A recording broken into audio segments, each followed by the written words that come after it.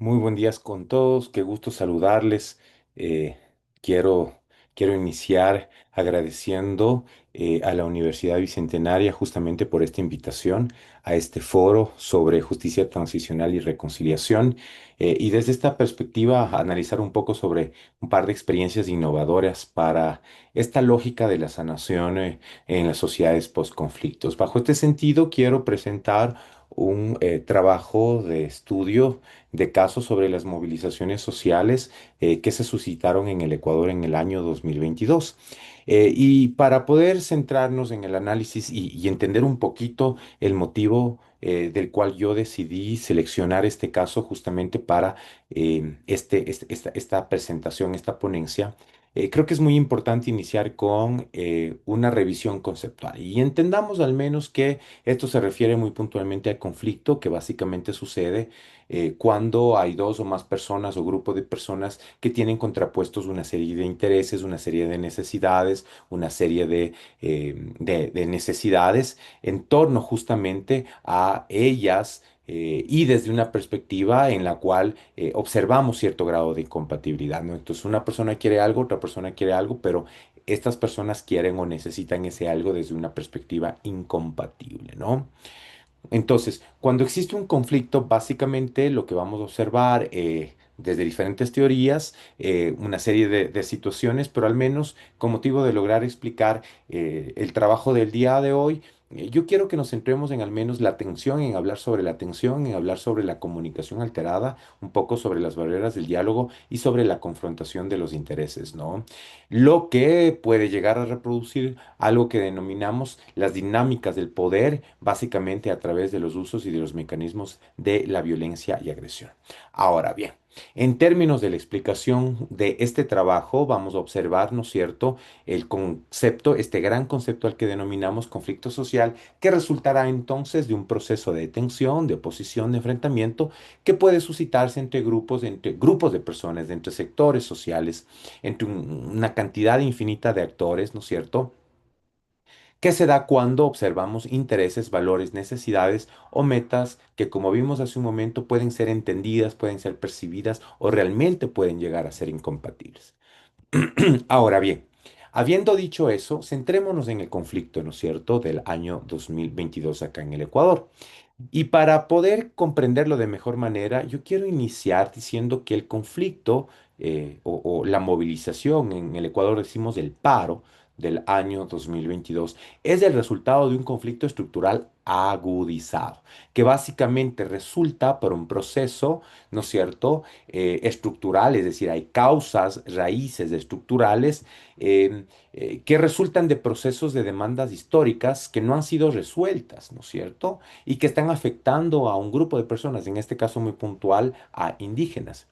Y bajo esta perspectiva observamos que hay una serie de decisiones, de posturas, ¿no es cierto?, en este caso de política pública, que el gobierno tomó como decisión y esto generó un detonante coyuntural, ¿no? Muy puntualmente estamos hablando de las políticas económicas del gobierno en turno.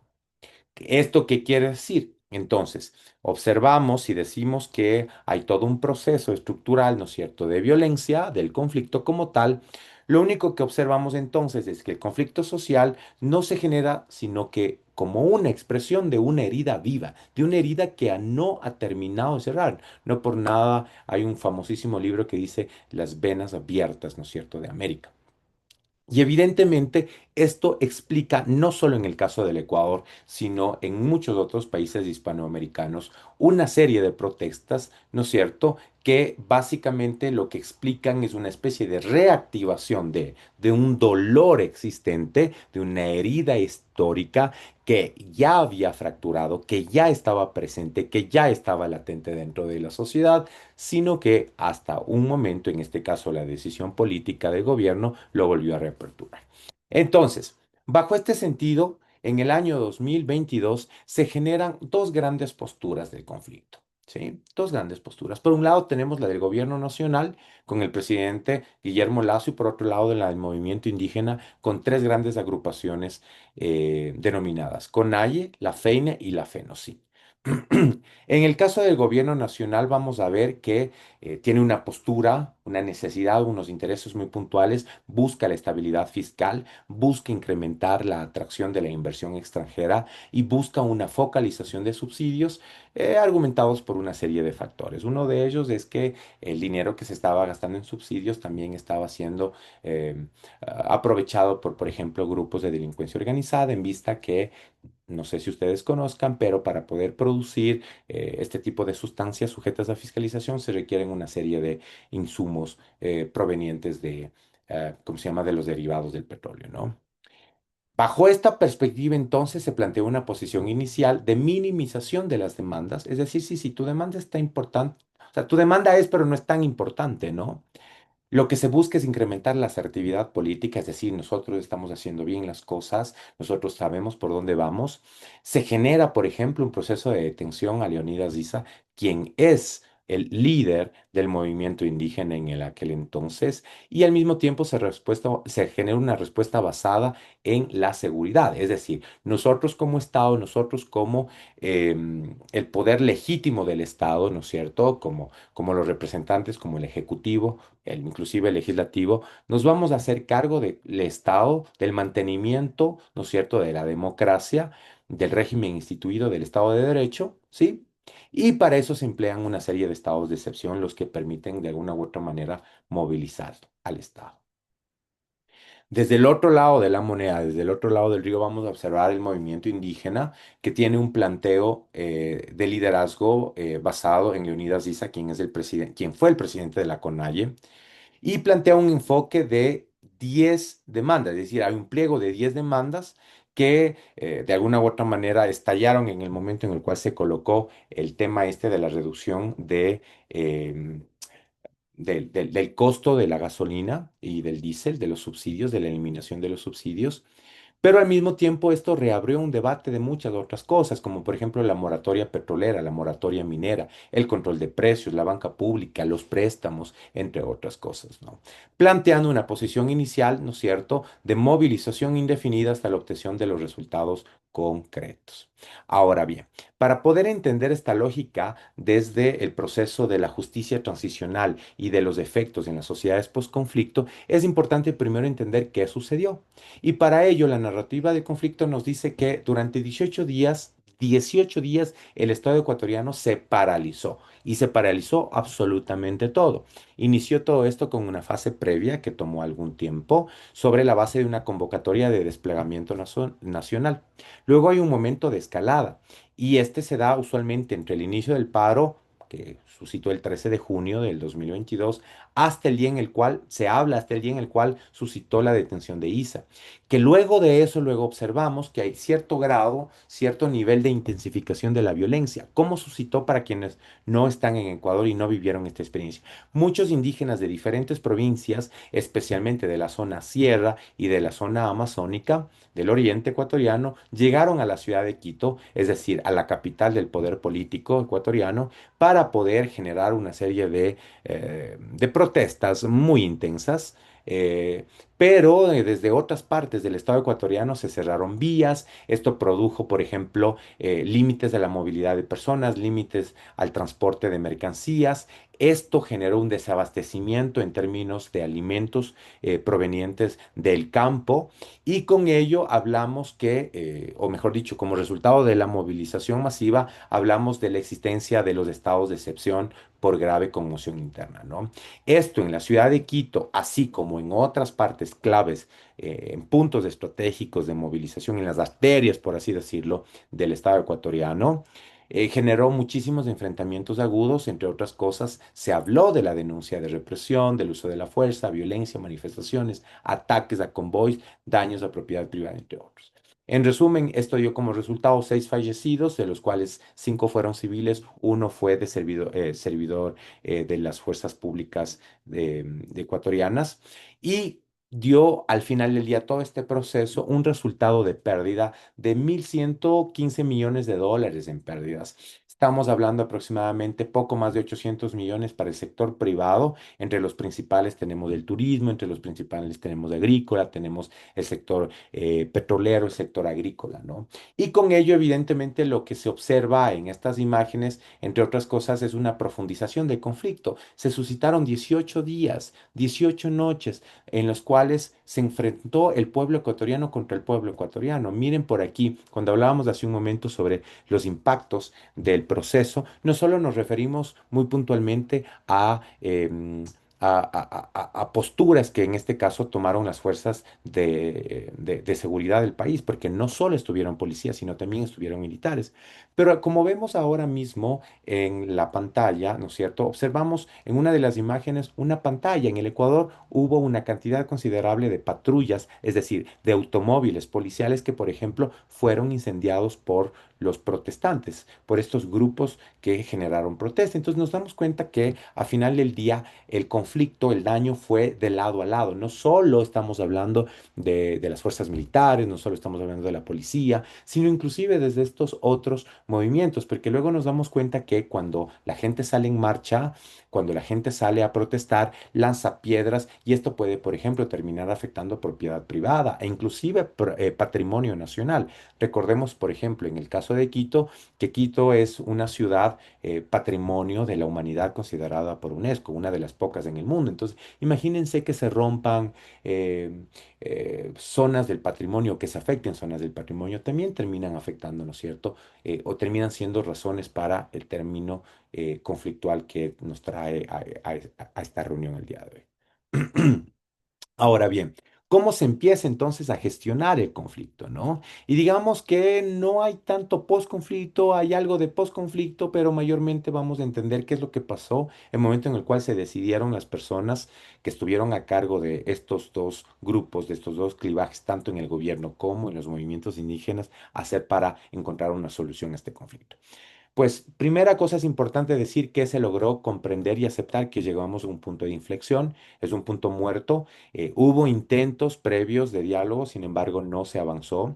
Esto dio como resultado un momento o un proceso de mediación que en este caso se desarrolló a través de la intervención de un actor muy innovador. Previamente en el caso del Ecuador no se había visto, al menos en los últimos años no se había visto una intervención de esta forma, porque nos damos cuenta, por ejemplo, que la Iglesia Católica, la Conferencia Episcopal Ecuatoriana, logra asumir el rol de mediador y genera un proceso de intervención a través del cual contrapone a las partes y los sienta a dialogar.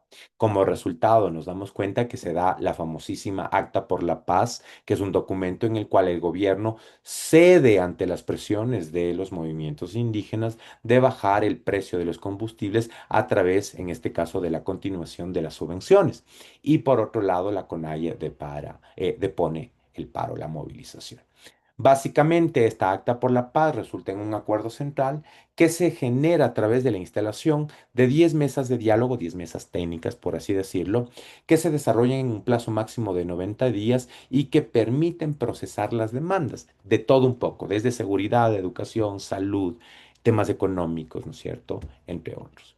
Ahora bien, estas mesas de diálogo como tal terminan siendo como un mecanismo de justicia, ¿no es cierto?, transicional, muy innovadora. ¿Por qué? Porque como sabemos, la justicia transicional, entre otras cosas, tiene algunos mecanismos, algunas herramientas. Una de ellas es, por ejemplo, la garantía de no repetición. Hablamos también de estos mecanismos de comisión de la verdad y de reparación. Veamos cada uno de ellos. Respecto al tema de garantía de no repetición, es importante decir que estas mesas fueron un mecanismo que lo que buscaban era evitar que el día de mañana nuevamente el conflicto nazca, ¿no? Y por ese mismo motivo es que en las mesas se trabajaron varios temas: banca, fomento productivo, el tema de los subsidios, el tema de derechos colectivos, el tema de seguridad, ¿no es cierto? Porque ya para este entonces ya se observó el incremento, por ejemplo, de delitos de robos, temas asociados al narcotráfico, entre otros, ¿no? Que ya empezaban a afectar a grupos indígenas y campesinos. Pero al mismo tiempo también observamos que estas mesas de diálogo funcionaron una suerte de comisión de la verdad, que ojo, no es una comisión de la verdad tan técnicamente forense como nosotros pensaríamos que se efectúa o cómo se realiza, sino más que nada diríamos que estas mesas lo que buscaban era una justicia transicional, una justicia transformadora, pero a través de encontrar esta verdad social, a través de encontrar realmente cuáles iban a ser estas necesidades que deberían ser satisfechas, pero sobre todo cómo iban a ser satisfechas de esas necesidades, cómo se iba a lograr esta justicia a través justamente de la satisfacción de estas verdades sociales, de estos problemas sociales. ¿Esto qué quiere decir? Que por primera vez, como dije hace un momento, se permitió que equipos técnicos, tanto del lado indígena como del lado gubernamental, puedan sentarse de una manera deliberativa, de una manera sistemática, de una manera técnica, con motivo de encontrar la viabilidad, las respuestas viables a estas demandas, pero con datos que no solo sean las posibles, sino que sean realmente las que se podían efectuar. Porque al final del día, yo creo que muchos de los que trabajamos en temas de política pública, en temas de derecho, en temas de economía, en el sector público, sabemos de que el papel aguanta todo y eventualmente en algún momento vamos a necesitar saber qué es lo que vamos a poder implementar y cómo lo vamos a poder hacerlo. Finalmente, hablamos también de que las mesas sirvieron como una especie de mecanismo de justicia transformadora, innovadora, reivindicadora, justamente a través de la reparación. Porque al final del día, ¿no es cierto?, las mesas permitían de alguna u otra manera observar una serie de acuerdos, terminaron siendo 218, a través de los cuales se buscaba una reparación material a las demandas, ¿no es cierto? Por ejemplo, el tema de condonaciones de deuda, la focalización de los subsidios, entre otros. Ojo, no estamos aquí para debatir si esas decisiones fueron buenas o malas, porque eso ya depende muchísimo de cada caso, de cada situación. Sin embargo, creo que es muy importante entender de que cuando hablamos de este tipo de justicia transicional, esta justicia transformadora, estamos pensando que existen otro tipo de mecanismos alternativos que nos permitan encontrar caminos, vías accesibles, viables, que nos permitan en este caso poder encontrar las sociedades, los puntos de equilibrio de las sociedades de una manera pacífica. ¿Cuáles entonces fueron las principales implicaciones, ¿no es cierto?, en torno a cara justamente de este conflicto. Por un lado, hablamos de implicaciones políticas. En el caso del gobierno, nos damos cuenta que fue una afectación muy grande en términos de legitimidad y en términos de gobernabilidad. Esto terminó afectando inclusive a una decisión que el presidente Lazo tomó de muerte cruzada, es decir, que tanto ejecutivo como legislativo cesaban sus funciones. En el caso del movimiento indígena nos damos cuenta que hay una implicación política tanto desde la perspectiva del conflicto como desde la perspectiva de la justicia transicional, porque por un lado observamos que el movimiento indígena consolidó su poder político, pero al mismo tiempo nos damos cuenta que termina siendo como un actor importantísimo para los procesos de reivindicación, para los procesos, ¿no es cierto?, de lograr hacer lo que tal vez nunca antes se hizo y permitir que a través de ello, ¿no es cierto?, estos grupos indígenas, de estos grupos comunitarios, ¿no es cierto?, campesinos, puedan realmente reivindicarse, puedan lograr justamente los fines que al final del día buscan, ¿no?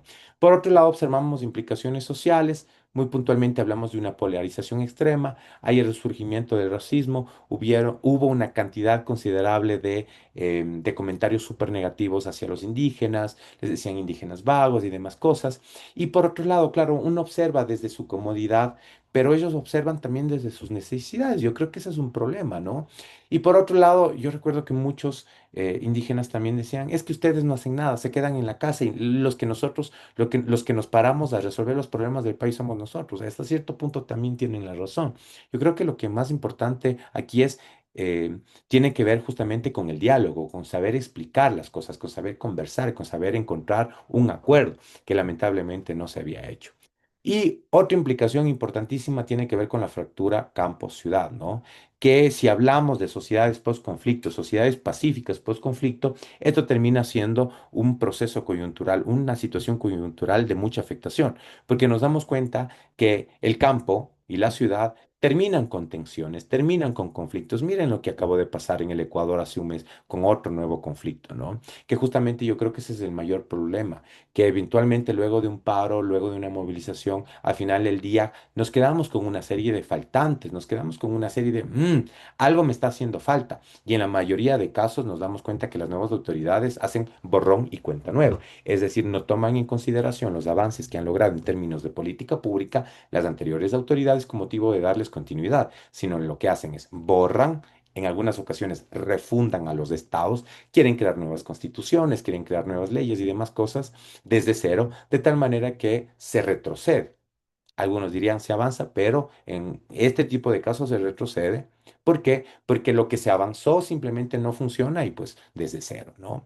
Y al menos podemos hablar de que hay tres grandes pilares faltantes o en los cuales se debería trabajar en términos de justicia transicional, ¿cierto? Que es una justicia medio incompleta. Por un lado, hablamos de justicia muy puntualmente porque pese a todo lo que se ha hecho, no se ha logrado realmente gestionar las violaciones a los derechos humanos, ¿no? ¿Qué ha pasado con el tema de los mecanismos de investigación y sanción? Hay impunidad. De los 403 investigaciones, 34, 31 fueron, o sea, ya pasaron a investigación como tal. El restante quedaron en investigación previa. ¿Qué pasó con el resto de situaciones? ¿Qué pasó con el resto de procesos? Además que hay muchos autores, muchos investigadores jurídicos, cientistas políticos, entre otros, que dicen que la mayoría de este tipo de investigaciones judiciales no son otra cosa nada más, sino que mecanismos de criminalización y de judicialización sistemática que lo que buscan es mitigar justamente la protesta social, reducirla, eliminarla. Y esto también hay que ponernos desde el otro lado, no solo es del Estado, sino cómo se va a tratar o cómo se ha venido tratando en este caso a los manifestantes que han actuado de manera violenta, que han dañado propiedad privada, propiedad pública, ¿no es cierto? Que han afectado también. Miren, hace un momento vimos una imagen de un automóvil de la Policía Nacional quemado, ¿no? Otro pilar importantísimo que hay que tomar en cuenta es la reparación. Nos damos cuenta que una cantidad de víctimas directas que no han recibido hasta ahora reparación integral del Estado. Y con ello, otro problema es el de no repetición. ¿Cómo sabemos que esto no se va a volver a repetir? ¿Cómo sabemos de que el Estado, los nuevos gobiernos realmente van a saber manejar de buena manera las decisiones que ellos van a tomar para que no sucedan otro tipo de paros? Y les digo yo una cosa, al parecer no se ha hecho mucho porque hasta hace un mes en el Ecuador nuevamente se dio un paro, no tan intenso, no tan fuerte, no tan grave como el del 2022, pero movilización es movilización, paro es paro, y hubo una cantidad de provincias que también se paralizaron al 100%, ¿no? ¿Esto qué implica? Que hay un riesgo de no implementación. ¿Esto qué quiere decir? Que si yo no implemento el acuerdo, en algún momento la gente va a sentir como que no están prestándole atención y esto va a mantener el conflicto. Y esto va a mantener la deuda pública, la deuda del Estado, no solo con los movimientos indígenas, no solo con las comunidades indígenas, sino con todos. ¿Y esto qué significa? Que si las personas nuevamente nos volvemos a sentir insatisfechos, que si nosotros nuevamente volvemos a sentirnos en conflicto, en algún momento nuevamente va a estallar, en este caso, el problema estructural. Finalmente, quiero presentar las conclusiones y reflexiones finales a través de una gran pregunta. ¿Realmente esto que pasó, este proceso, fue un proceso de sanación o solo fue una tregua temporal?